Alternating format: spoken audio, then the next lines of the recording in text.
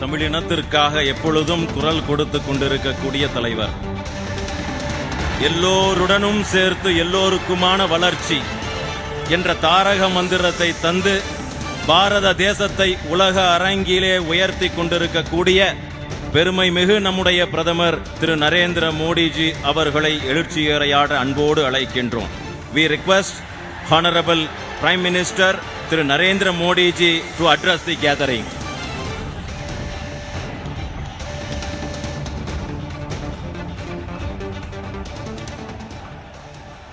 Vanakkam.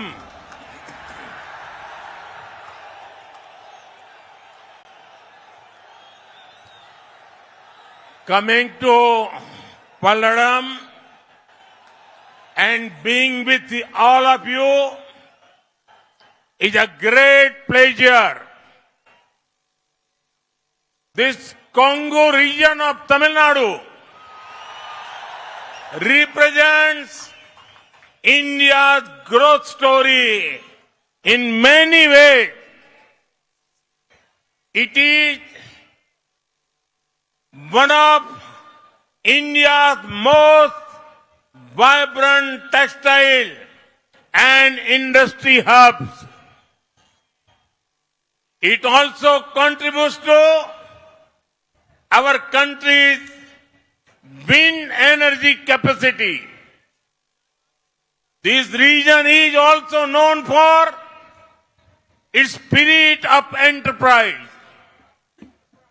Our risk-taking entrepreneurs and MSMEs play a role in making us the fastest growing economy. Our risk-taking entrepreneurs and MSMEs play a role in making us the fastest growing economy. வணக்கம் நண்பர்களே, இன்றைக்கு பல்லடத்தில் உங்கள் அத்தனை பேர் மத்தியில் வந்திருப்பது மிக்க மகிழ்ச்சி அளிக்கின்றது. தமிழ்நாட்டில் கொங்கு பகுதியானது வளர்ச்சி பாதையில் மிக முக்கியமான பங்கெடுத்து காட்டிக் கொண்டிருக்கின்றது. அது மட்டுமல்ல, இங்கு மிகவும் ஜவுளி தொழில் மிகவும் துடிப்பான ஒரு தொழிலாக இருந்து கொண்டிருக்கின்றது. அது ஒன்று மட்டுமல்ல, தொழில் துறை மிகவும் வளர்ச்சி பெற்ற ஒரு பகுதியாக இந்த பகுதி இருந்து கொண்டிருக்கின்றது. காற்றாலை மின்சார உற்பத்தியில் இந்த பகுதி மிகப்பெரிய பங்காற்றி வந்து கொண்டிருக்கின்றது. அதே போல இந்த பகுதியானது தொழில் முனைவோருக்கு மிகவும் உறுதுணையாக நின்று தொழில் முனைவோர் மிகப்பெரியதொரு ரிஸ்க் எடுத்து இந்த பகுதியிலே தொழில் முறையை செய்து கொண்டிருக்கிறார்கள். ஆகவே இந்த நாட்டுடைய வளர்ச்சியில், இந்த நாட்டுடைய பொருளாதாரத்திலே இந்த பகுதி கொங்கு பகுதி மிகப்பெரிய பங்கை ஆற்றிக் கொண்டு வந்து கொண்டிருக்கிறது. आज जहां भी मेरी नजर पहुंच रही है, लोग ही लोग नजर आ रहे हैं. ऐसा लग रहा है जैसे मानो केसरिया समंदर इतना बड़ा विराट ये सम्मेलन आप सब इतनी बड़ी तादाद में हम सबको आशीर्वाद देने के लिए आए. मैं आपका हृदय से बहुत बहुत अभिनंदन करता हूं. நண்பர்களே, இவ்வளவு பெரிய மக்கள் கூட்டத்தை பார்க்கின்ற பொழுது மிகப்பெரிய காவி கடலை கண்டது போல இருந்திருக்கிறது. இந்த மாநாட்டில் வந்திருக்கிற அத்தனை பேருக்கும் எனது மனதார்ந்த வாழ்த்துக்களும் நன்றிகளையும் தெரிவித்துக் கொள்கிறேன். जो लोग दिल्ली के एयर कंडीशन कमरों में बैठकर देश को टुकड़ों में देखने की कोशिश करते हैं, टुकड़ों में बांटने की कोशिश करते हैं, वो जरा आकर के देख ले, तमिलनाडु हिंदुस्तान का भाग्य बनाने वाला ये राज्य आज आपकी आंखों के सामने है. நண்பர்களே, டெல்லியில ஏசியில் அமர்ந்து கொண்டு தமிழ்நாட்டை பார்த்துக் கொண்டிருக்கிறார்கள். ஆனால் தமிழகம் இந்த தேசியத்தை பக்கம் இன்றைக்கு இருந்து கொண்டிருப்பதை இன்றைக்கு வந்திருக்கிற இந்த கூட்டத்தின் மூலமாக நீங்கள் அத்தனை பேரை நிரூபித்துக் கொண்டிருக்கிறீர்கள். जो राजनीति के समीकरण बनाते हैं वे लिख लें, इस बार देश का भाग्य पक्का करने में तमिलनाडु सबसे आगे होगा. நண்பர்களே, எனக்கு நம்பிக்கை இருக்கிறது. தமிழகம் இந்தியாவில் முதன்மை மாநிலமாக மாற வேண்டும் என்ற நம்பிக்கை இருக்கின்றது. मैं तमिलनाडु का जितना आभार व्यक्त करूं, मेरे पास शब्द कम पड़ जाएंगे. நண்பர்களே, எனக்கு தமிழகத்தில் ஒரு 5 விஷயங்களோடு சொல்வதில் எனக்கு மகிழ்ச்சி பெருமை கொள்கிறேன். साथियों, 2024 में आज तमिलनाडु की सबसे ज्यादा चर्चा हो रही है, क्योंकि देश में विकास की राजनीति का, नई राजनीति का सबसे नया वाइब्रेंट सेंटर बनने जा रहा है. 2024 में तमिलनाडु एक नया इतिहास रचने जा रहा है. जो ऐतिहासिक एन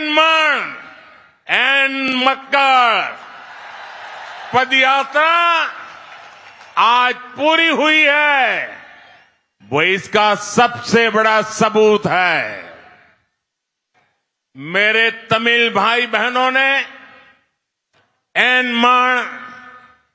मक्कड़ यात्रा को जो समर्थन दिया है वो अभूतपूर्व है. நண்பர்களே, 2024 ஆண்டு தமிழகத்தில் அதிகமாக பேசப்படுகின்றது பாரதிய ஜனதா கட்சி குறித்து மட்டும்தான். தமிழகம் இன்றைக்கு நாட்டினுடைய புதிய அரசியல் வளர்ச்சியிலே புதியதொரு மையமாக இன்றைக்கு மாறிக்கொண்டிருக்கின்றது. அது மட்டுமல்ல, தமிழ்நாடு வருகின்ற 2024 ஆண்டு ஒரு புதிய சரித்திரத்தை படைக்க இருக்கின்றது. அதற்கு முன்னோடியாக இன்றைக்கு இந்த வரலாற்று சிறப்புமிக்க எண்மண் நென்மக்கள் என்ற யாத்திரை வெற்றிகரமாக இன்றைக்கு உங்கள் முன்னாடி முடித்து நின்று மிகப்பெரிய சான்றாக இருந்து கொண்டிருக்கிறது. அது மட்டுமல்ல, தமிழகத்தில் அனைத்து சகோதர சகோதரிகளும் இந்த யாத்திரைக்கு நீங்கள் அளித்த ஆதரவு வரலாற்றில் இதற்கு முன்பு எப்பொழுதுமே இல்லாத அளவுக்கு மிகப்பெரிய ஆதரவை நீங்கள் கொடுத்திருக்கிறீர்கள். साथियों, एन मक्कड़ ये यात्रा अपने नाम की वजह से भी बेहद खास रही है. हर भाजपा कार्यकर्ता के लिए इस मिट्टी का कण कण ईश्वर के समान है. हर भाजपा कार्यकर्ता नेशन फर्स्ट के संकल्प के साथ समाज की सेवा में जुटा है. मैंने भी देखा है कैसे समाज के हर एक वर्ग ने इस यात्रा के दौरान बीजेपी के लिए अपना समर्थन, अपना आशीर्वाद दिया है.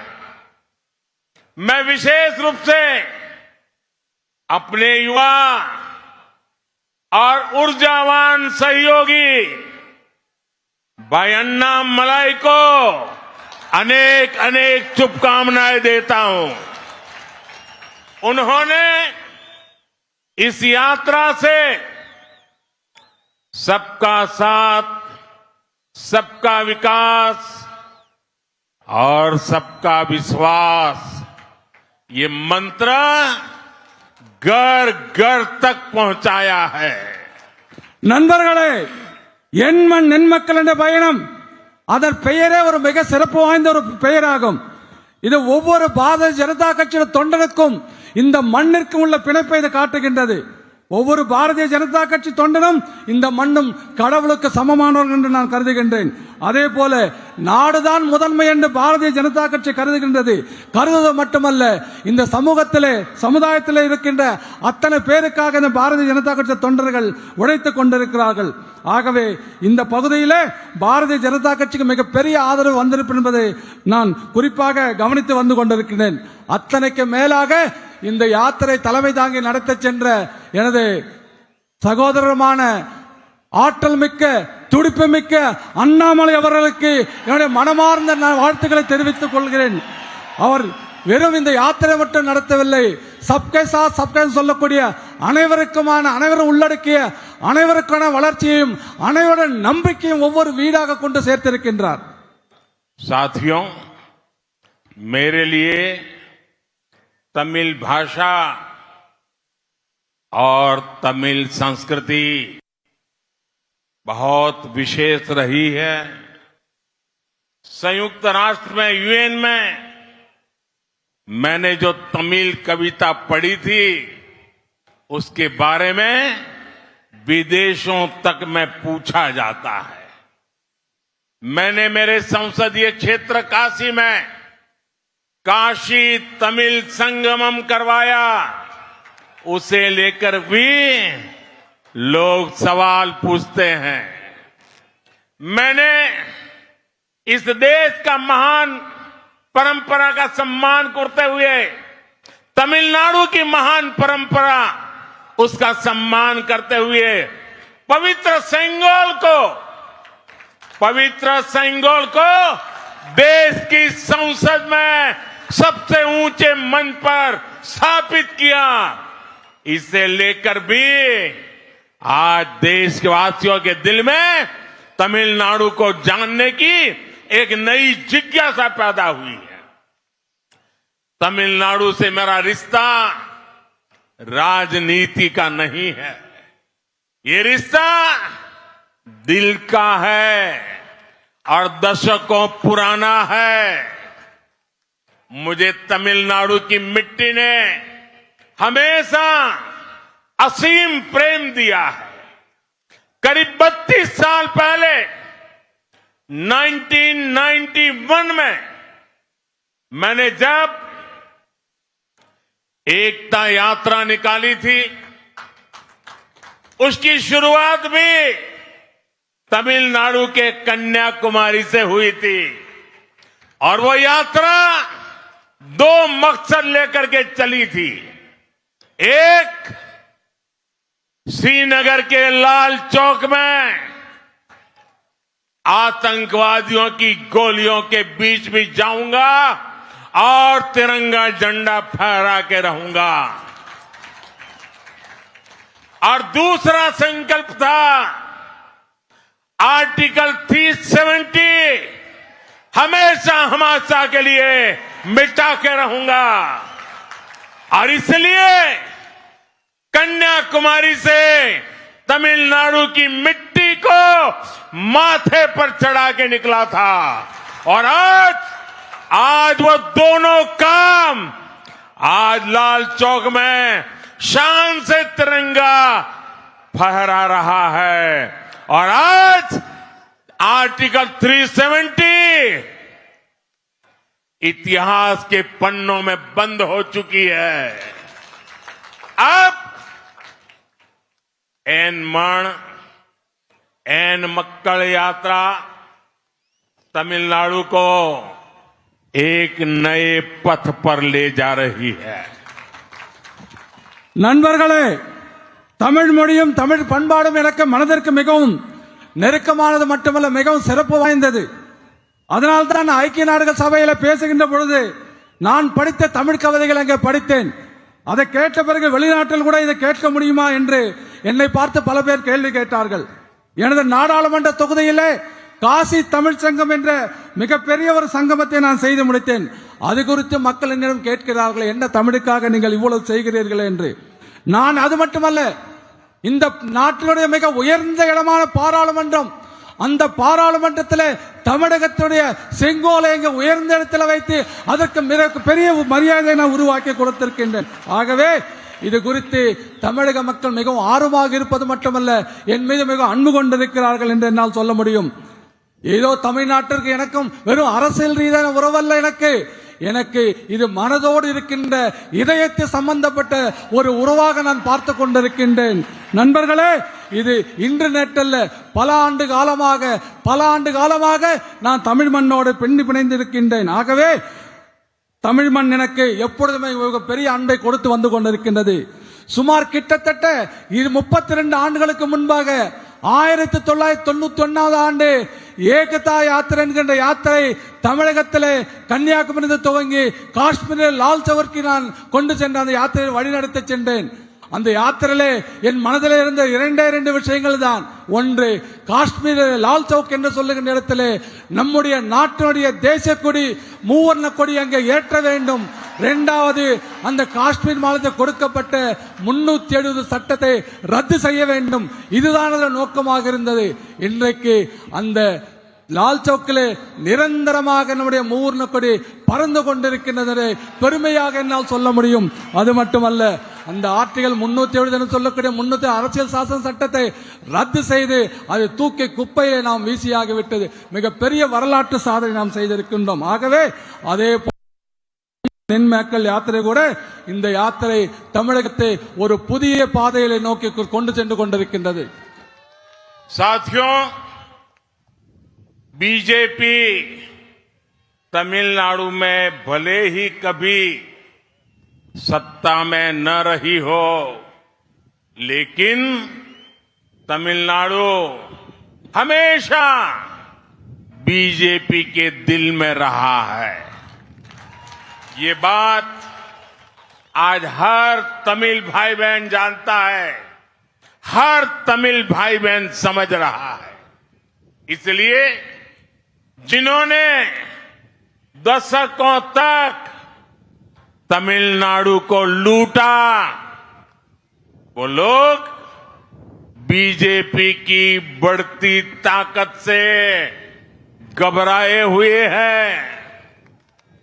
वे लोग झूठ बोलकर जनता को आपस में बांटकर, लोगों को लड़वाकर अपनी कुर्सी बचाना चाहते हैं. लेकिन तमिलनाडु के लोग दिल से जितने पवित्र होते हैं, उतने ही समझदार भी होते हैं. इनकी सच्चाई सामने आ चुकी है. इनकी पोल खुल चुकी है. इसलिए अब तमिलनाडु के लोग बीजेपी पर भरोसा जता रहे हैं. ये नजारा कह रहा है. நண்பர்களே, தமிழ்நாட்டில் பாரதிய ஜனதா கட்சி இன்றைக்கு ஆட்சியில் இருந்ததில்லை. ஆனால் தமிழ்நாடு பாரதிய ஜனதா கட்சியுடைய இதயத்தில் எப்பொழுதுமே இருந்து கொண்டிருக்கின்றது. சகோதரர்களே, இதை ஒவ்வொரு தமிழ்நாட்டிற்குரிய ஒவ்வொரு சகோதரனுக்கும், தமிழ்நாட்டிற்குரிய ஒவ்வொரு சகோதரிக்கும் நன்றாக தெரியும், நன்றாக புரிந்து கொண்டிருக்கிறார்கள். ஆகவே தான் இந்த விஷயத்தை எல்லாம் தெரிந்து பல ஆண்டு காலமாக இந்த தமிழகத்தை கொள்ளையடித்துக் கொண்டிருந்த கொள்ளையர்கள் இதை புரிந்து கொண்டு பாரதிய ஜனதா கட்சியோட பலம் பெருகி வருகிறது. இதை எப்படியாவது தடுக்க வேண்டும் என்ற முயற்சியின் காரணமாக மக்களுக்கு பொய்யை சொல்லி, மக்களை திசை திருப்பி, மக்களுக்குள்ளே சண்டையை மூட்டி, தீயை மூட்டி, விரோதத்தை செய்து, அதன் மூலமாக பொதுமக்களை பிரித்து அவர்களுடைய நாற்காலியை காப்பாற்றிக் கொள்வதற்காக மிகப்பெரிய பொய்களை சொல்லிக் கொண்டிருக்கிறார்கள். ஆனால் ஒரு விஷயம் மறந்துவிடக் கூடாது. தமிழகத்திட மக்கள் உள்ளத்திலே தூய்மையானவர்கள் மட்டுமல்ல, மிகச்சிறந்த அறிவாளிகள் என்பது நம் அத்தனை பேருக்கும் தெரியும். ஆகவே இவருடைய நாடகம், கபட நாடகம் இப்பொழுது வெளியே வந்துவிட்டது. வெளியே வந்தது மட்டுமல்ல, அவர்களுடைய தவறுகள், அவர்கள் செய்த அத்தனை ஊழல்களும் இன்றைக்கு வெளியே வந்து கொண்டிருக்கிறது. அதன் காரணமாகத்தான் தமிழகத்தில் பாரதிய ஜனதா கட்சியின் மீது மக்களுக்கு மிகப்பெரிய நம்பிக்கை வந்து கொண்டிருக்கின்றது. साथियों, केंद्र में बीजेपी सरकार ने तमिलनाडु के विकास को हमेशा प्राथमिकता दी है. 2004 से 2014 के बीच तमिलनाडु को केंद्र सरकार से टैक्स डिवॉल्यूशन की जितनी राशि मिली थी, बीजेपी सरकार ने उसे 3 गुना ज्यादा राशि तमिलनाडु को दी है।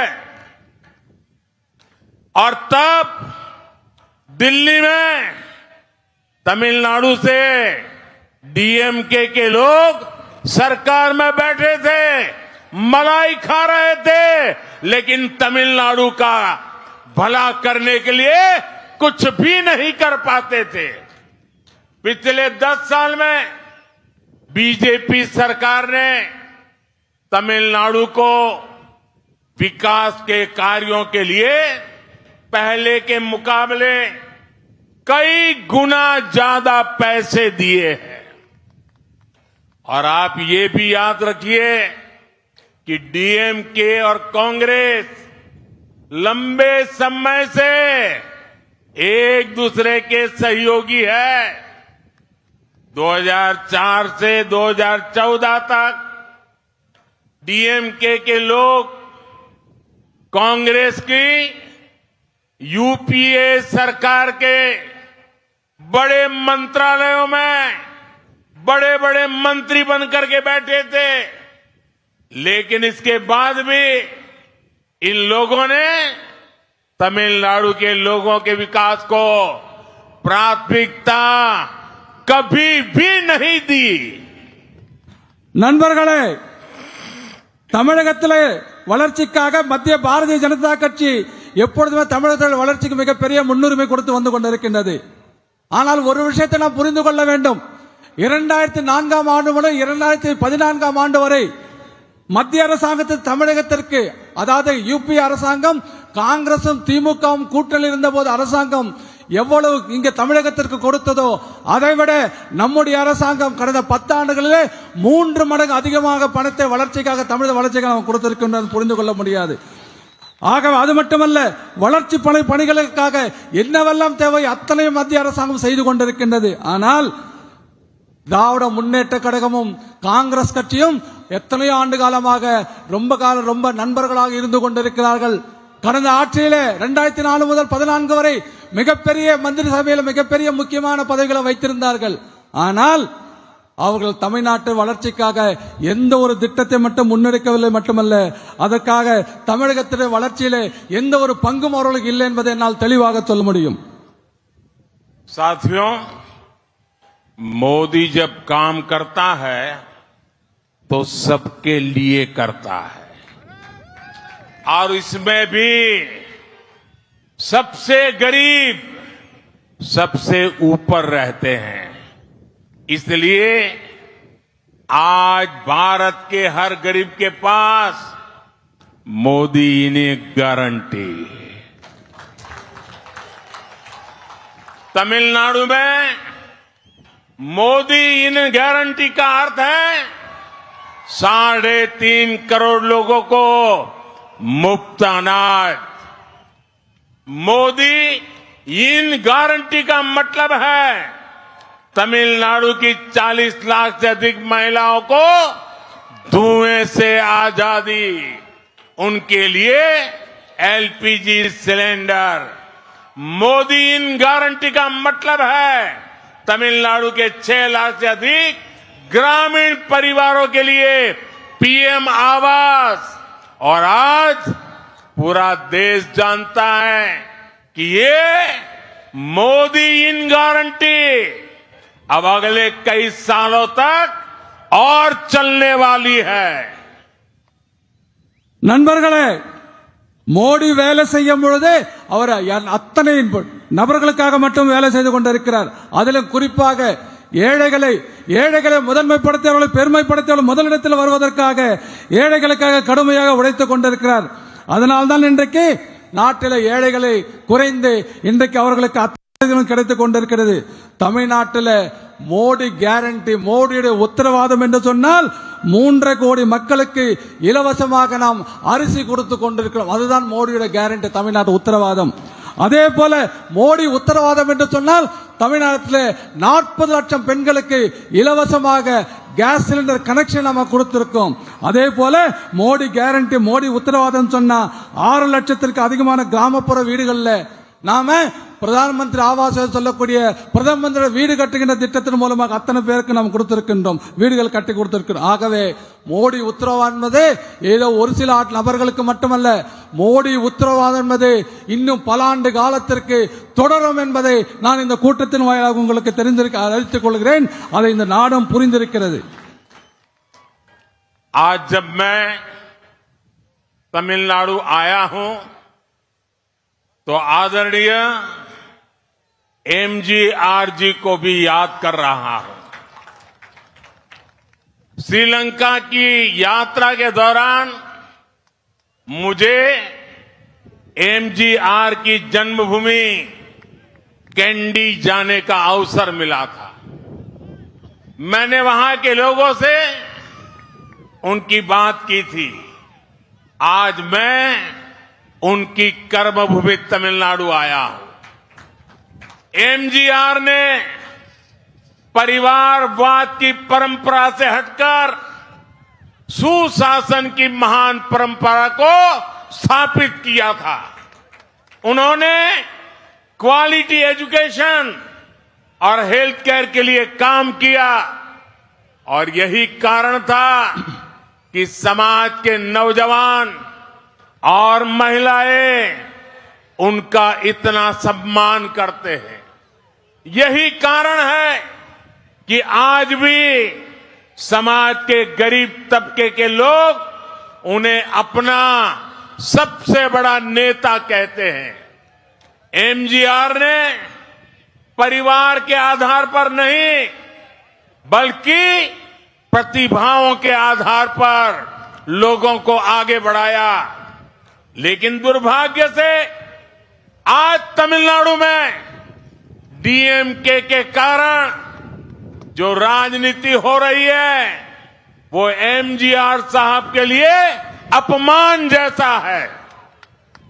अगर एमजीआर के बाद कोई था तो वो अम्मा जयललिता जी थी, जिन्होंने तमिलनाडु के जनहित और जन कल्याण के लिए अपना पूरा जीवन दिया. अभी कुछ समय पहले उनकी जन्म जयंती थी.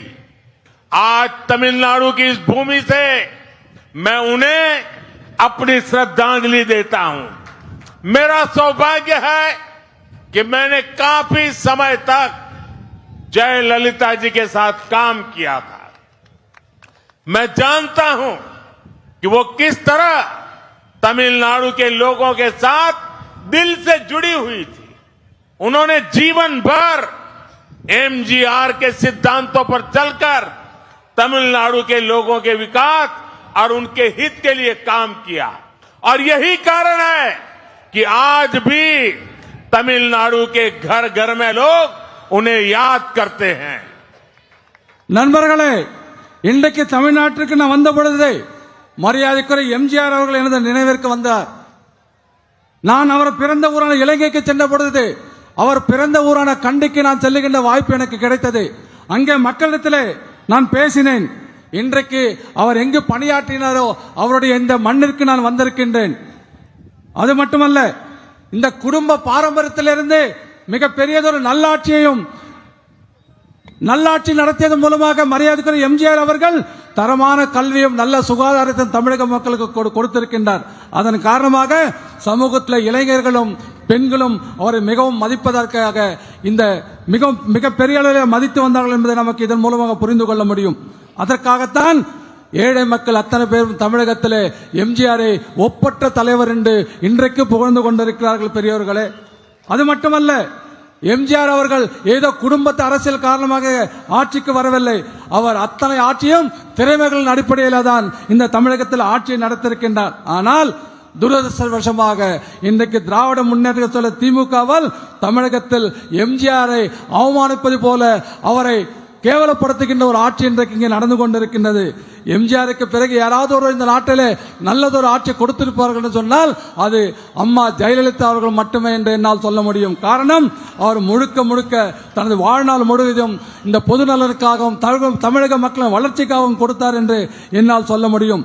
சிறிது நாட்களுக்கு முன்பாகத்தான் அவருடைய பிறந்த நாள் கொண்டாடப்பட்டது. ஆகவே இன்றைக்கு தமிழகத்திலிருந்து, இந்த மண்ணிலிருந்து அவருக்கு நான் மீண்டும் ஒரு முறை என்னுடைய அஞ்சலியை செலுத்துகின்றேன். இது எனக்கு மிகப்பெரிய மகிழ்ச்சியை கொடுக்கின்றது. அது மட்டுமல்ல, ஜெயலலிதா அவர்களோடு மிக பல்லாண்டு காலம் நான் நெருங்கிய பணியாற்றிய பாக்கியம் எனக்கு கிடைத்திருக்கின்றது. அதே போல தமிழக மக்களுடன் அவர் எப்படி மக்களோடு தன்னை தொடர்பு படுத்திக் கொண்டு மக்களுக்காக வாழார் என்பதை அத்தனை பேரும் நமக்கு அறிவோம். அது மட்டுமல்ல, எம்ஜிஆர் கொள்கைகளை கடைபிடித்து அதன் மூலமாக மக்களின் வளர்ச்சி மற்றும் மக்களின் நலனுக்காக மட்டும் பணியாற்றினார். அதன் காரணமாகத்தான் இன்றைக்கும் தமிழகத்தில் அனைத்து வீடுகளிலும் அவரை நினைவு கூர்ந்துவதற்கு இது ஒரு மிகப்பெரிய காரணமாக இருந்து கொண்டிருக்கின்றது.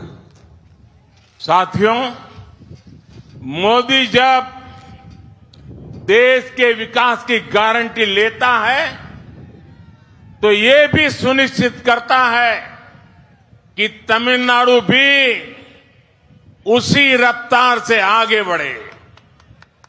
तमिलनाडु के लोगों ने हमेशा देश को सबसे ऊपर रखा है। इसलिए आज अगर देश में 2 डिफेंस कॉरिडोर बनते हैं तो उनमें से एक तमिलनाडु में बनाया जाता है। आज देश जब टेक्सटाइल की फील्ड में संभावनाओं के लिए काम करता है तो तमिलनाडु को उसका भरपूर फायदा मिलता है। நண்பர்களே, மோடி உத்தரவாதம் என்பது நாட்டின் வளர்ச்சி என்று சொல்லுகின்ற பொழுது அது தமிழகத்தில் வளர்ச்சி என்னால் சொல்ல முடியும்.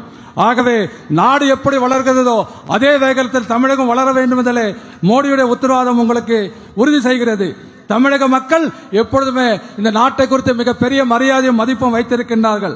ஆகவே அதனால்தான் தமிழ்நாட்டில் இந்த நாட்டில் நாம் பாதுகாப்பிற்காக 2 தயாரிப்பு இடங்களை தேர்வு செய்கின்ற பொழுது தமிழகம் அதில் ஒரு பாதுகாப்பு தொழிற்சாலைகள் அமைக்கக்கூடிய ஒரு இடமாக தமிழகம் கூட தேர்வு செய்யப்பட்டது. அதில் இன்றைக்கு தமிழகத்திலிருந்து ராணுவ தளவாடங்கள் மிக பெரிய அளவில் நாம் தயாரித்துக் கொண்டிருக்கின்றோம். அது மட்டுமல்ல, ஜவுளித்துறையிலே மிக பெரியதொரு வாய்ப்பு நாட்டிலே வருகின்ற பொழுது தமிழ்நாடு கூட அதற்கான முழு பலனையும் இன்றைக்கு பெற்றுக் கொண்டது என்னால் சொல்ல முடியும். साथियों, विपक्ष में बैठे हुए इंडिया अलायंस के लोग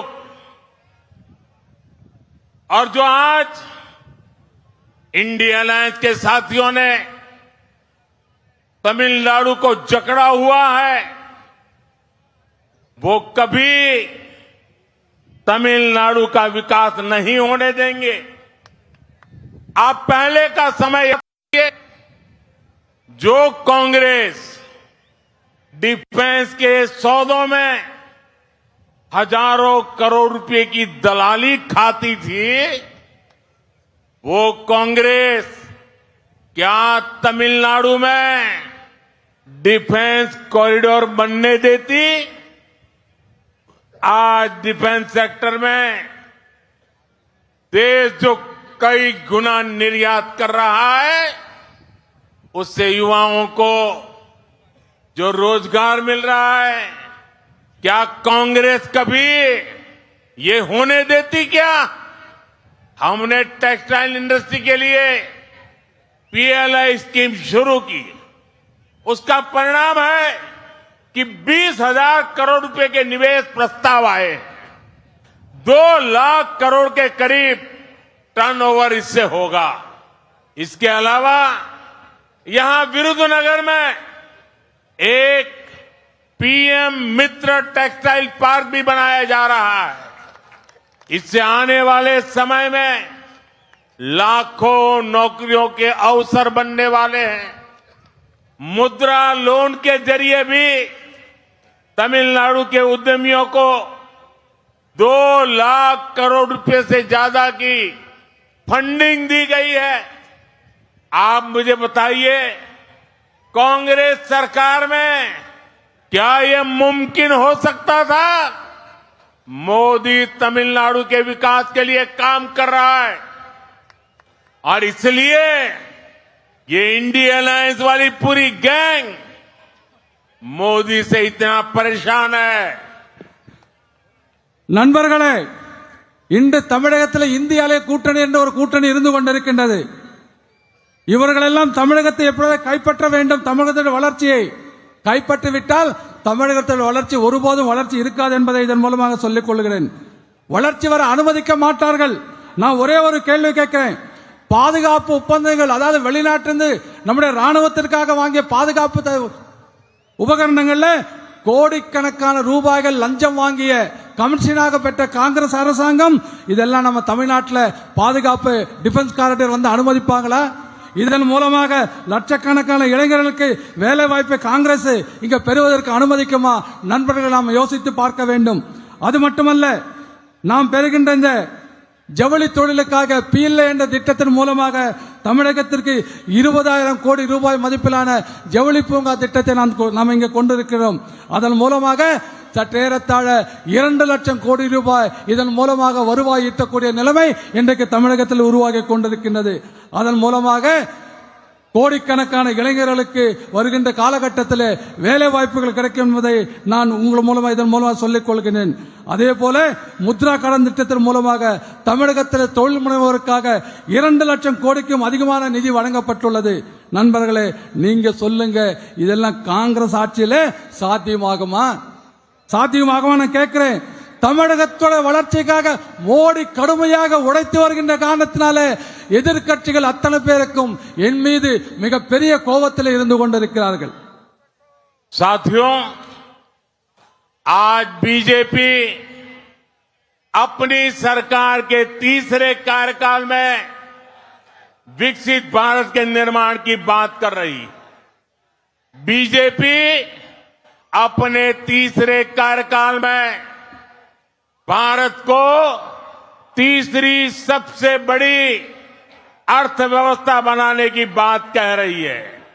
लेकिन दूसरी तरफ केवल मोदी से नफरत, उसके नाम पर एकजुट हुए इंडी गठबंधन के लोग अनाप शनाप बोलते रहते हैं.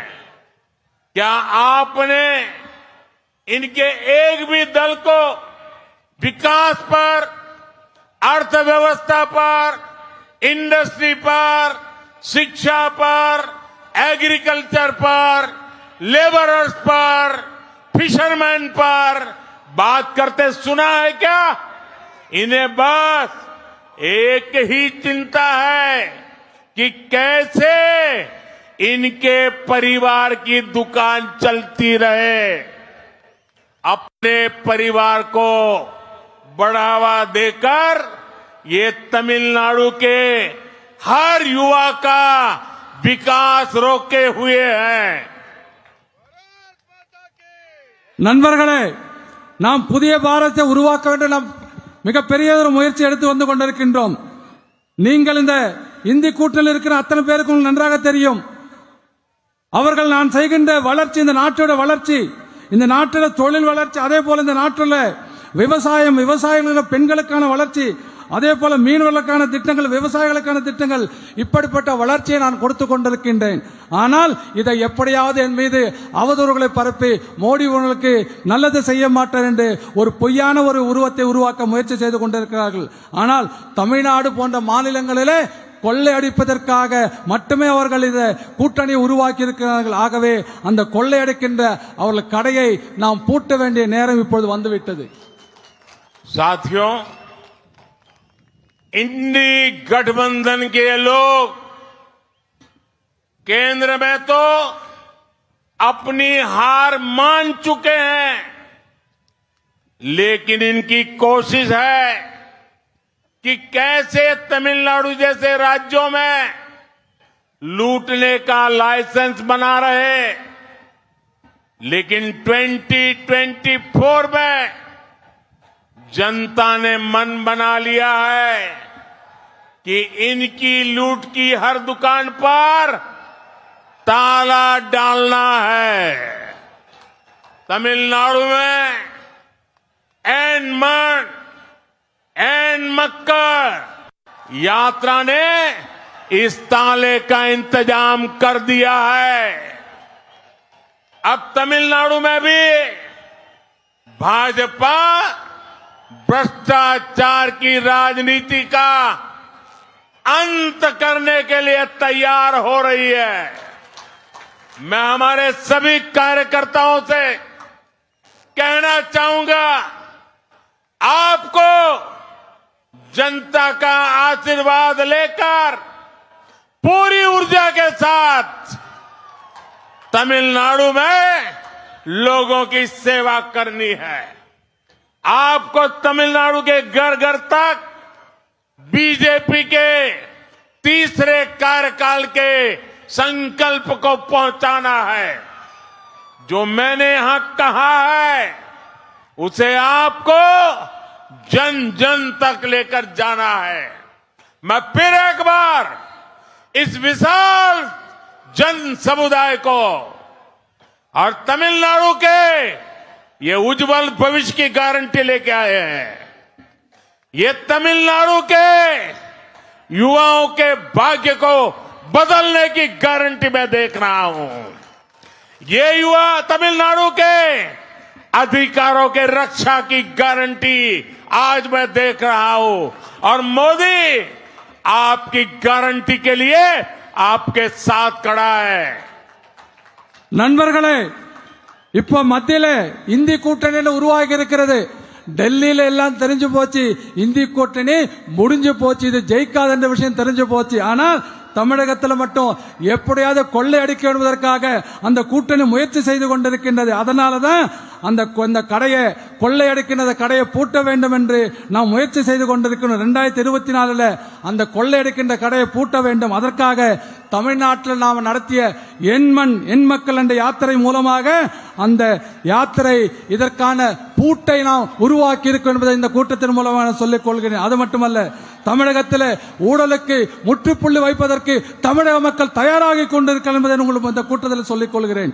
அதே போல அத்தனை பேரும் நீங்கள் பாரதிய ஜனதா கட்சியின் தொண்டர்கள் நீங்கள் அத்தனை பேரும் மூன்றாவது முறையாக மீண்டும் ஒரு நல்லதொரு ஆட்சி வர வேண்டும் சொன்னால் மக்களிடத்தில் சொல்ல வேண்டும், மக்களிடத்தில் செல்ல வேண்டும், வீடு வீடாக செல்ல வேண்டும், அவர்களிடத்தில் மக்களுடைய அவருடைய ஆசீர்வாதங்களை அவருடைய வாழ்த்துக்களை பெற வேண்டும், வாக்குகளை பெற வேண்டும், மீண்டும் நமக்கு ஆதரவு வர வேண்டும். அது மட்டுமல்ல, இளைஞருக்கான உத்தரவாதம் மோடி உத்தரவாதம் இருந்து கொண்டிருக்கிறது.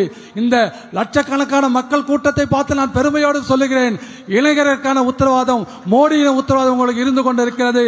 இளைஞர் அதே போல உங்களுடைய பாதுகாப்பிற்கான உத்தரவாதம் மோடியின் உத்தரவாதம் இருந்து கொண்டிருக்கிறது மாத்திரம் சொல்லிக்கொண்டு நீங்கள் அத்தனை பேரும் மீண்டும் ஒருமுறை பெரிய எண்ணிக்கையில் வந்து நீங்கள் மக்களிடத்தில் சென்று மீண்டும் அவருடைய வாழ்த்துக்களையும் அவருடைய ஆதரவையும் பெற வேண்டும் என்று உங்களை கேட்டுக்கொள்கிறேன். दोनों हाथ ऊपर करके मेरे साथ बोलिए, भारत माता की जय, भारत माता की जय, भारत माता की जय, भारत माता की जय, वंदे मातरम, वंदे मातरम, वंदे मातरम, वंदे मातरम, वंदे मातरम, वंदे मातरम, वंदे मातरम, वंदे मातरम, वंदे मातरम. बहुत बहुत धन्यवाद। மோடி மோடி மோடி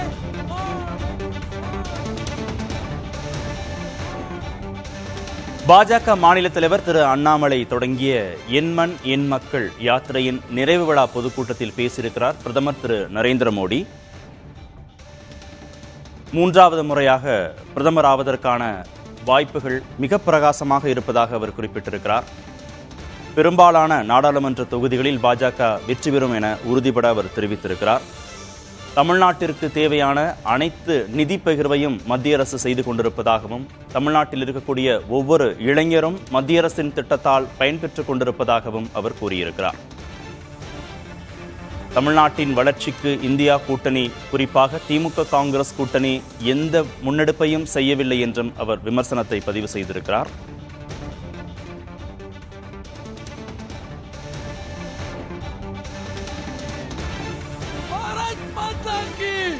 वंदे वंदे वंदे जय हिंद, जय हिंद।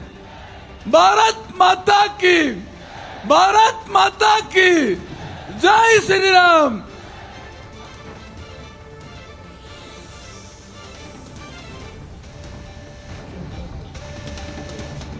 तो ये बहुत ही महत्वपूर्ण